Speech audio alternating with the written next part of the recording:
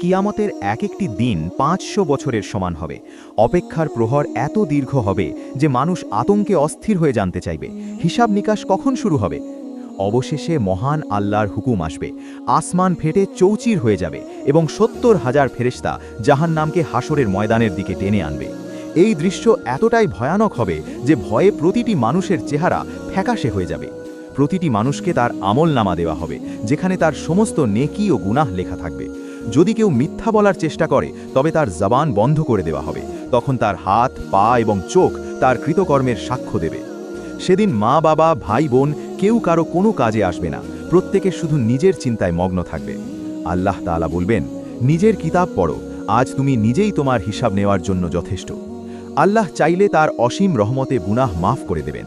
নেকি এবং গুনাহের ওজন করা হবে, কিন্তু আসল ফয়সালা হবে ঈমানের ওপর ভিত্তি করে। যার অন্তরে আল্লাহের একত্ববাদের ওপর পূর্ণ বিশ্বাস থাকবে, তার ওপর আল্লাহের রহমত বর্ষিত হবে। এরপর সামনে আসবে পুল সিরাত, যা চুলের চেয়েও সরু এবং তরবারির চেয়েও ধারালো। যার ঈমান মজবুত সে সহজেই তা পার হয়ে যাবে, আর দুর্বল ঈমানদার নিচে পড়ে যাবে। অবশেষে ঈমানদারদের বলা হবে, আমার জান্নাতে প্রবেশ করো।